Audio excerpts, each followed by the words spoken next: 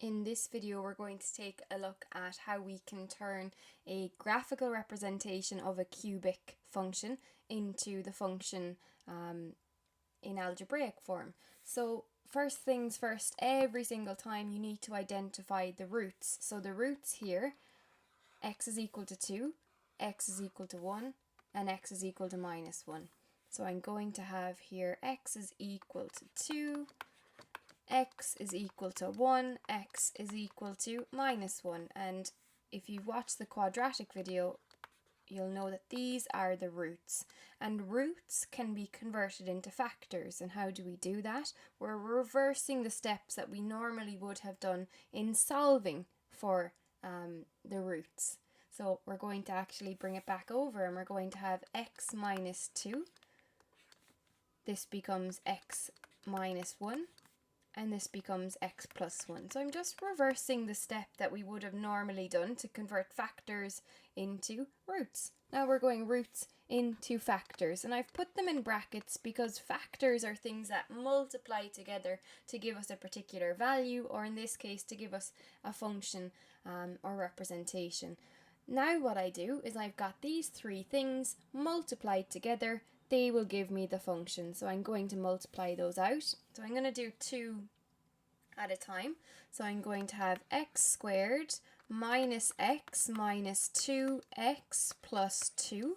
And then I'm going to have multiply all of that by x plus 1.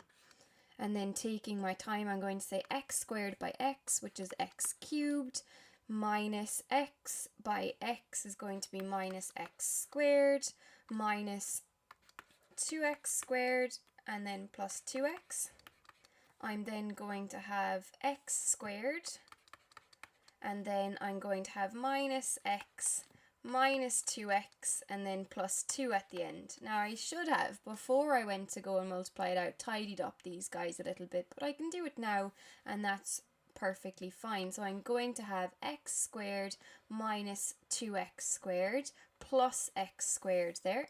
So if I tidy that up, I'm going to have x cubed, and then that's just the x cubed coming down, and then minus x squared plus x squared, that will actually go to 0, and I'm just left with minus 2x squared. Then I'm going to have my x's, so if I look at those and tidy them up, I'm going to have minus 2x plus 2x and minus x. So again, look, minus 2x and plus 2x are going to eliminate each other. They're going to become 0, minus x, and then plus 2. And that there then is and should be my function f of x. So I could just check some of the key features. This function algebraic representation tells me that it should be a cubic graph. It has 1, 2, 3 roots. It's got 2 turning points, so it's definitely a cubic. It's a positive cubic is what I'm getting out here. So it should have the last part of the graph making this U shape like we would expect for a positive quadratic.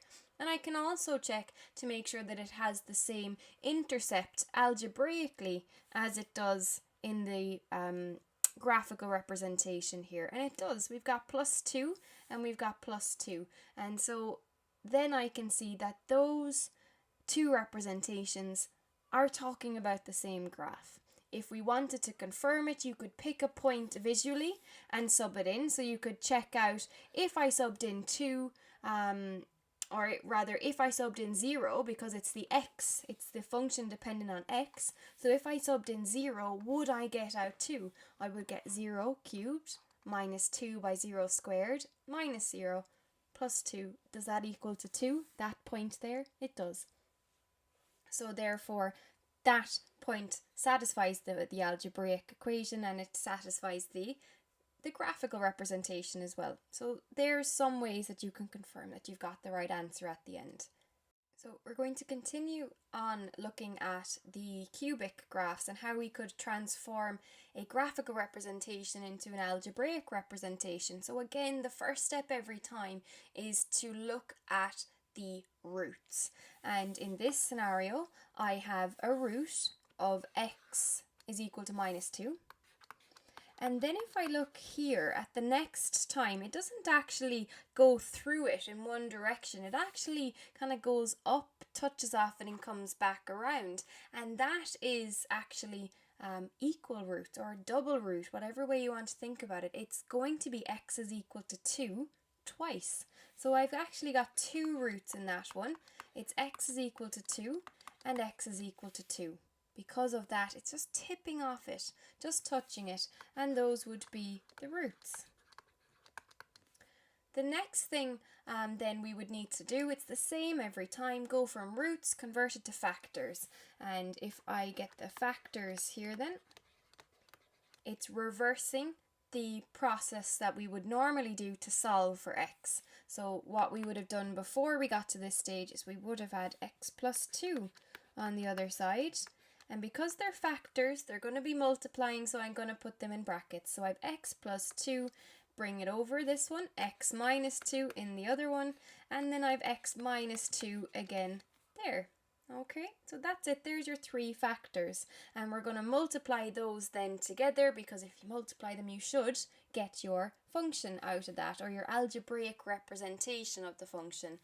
The fastest 2 to multiply for me is this one, because I can see that that's x minus 2 by itself, in other words x minus 2 squared. And there's a quick trick that we can do to solve that, or to sort it out. X squared minus twice the product.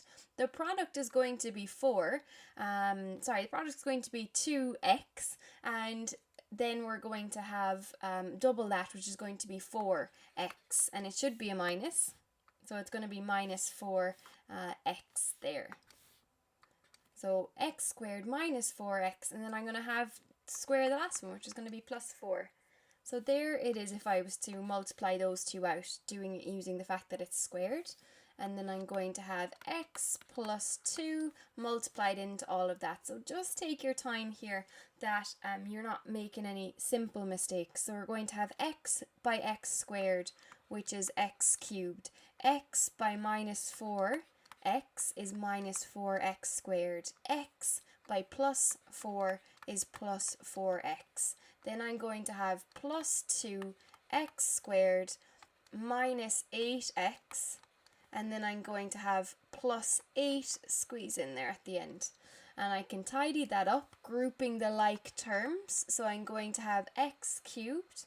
I'm going to have here the squares together, which is going to be minus 4x squared plus 2x squared, which will give me minus 2x squared, plus 4x minus 8x is minus 4x, and then I'm going to have plus 8 in at the end there.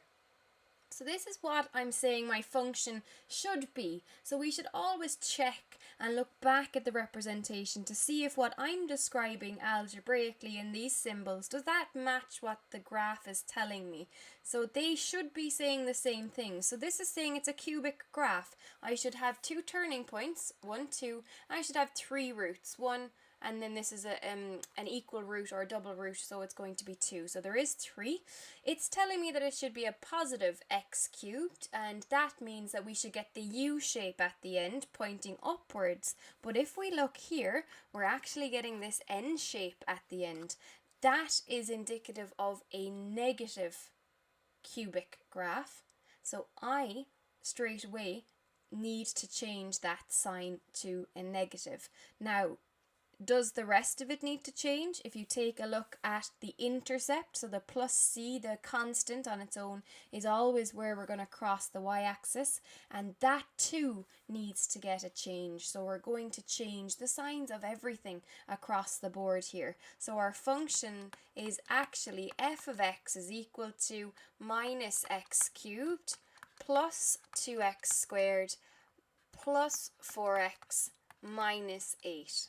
So I knew to change it in this scenario because the shape of the graph was N-shaped rather than U-shaped, and then I also had an intercept of minus 8 when my algebraic representation was telling me plus 8.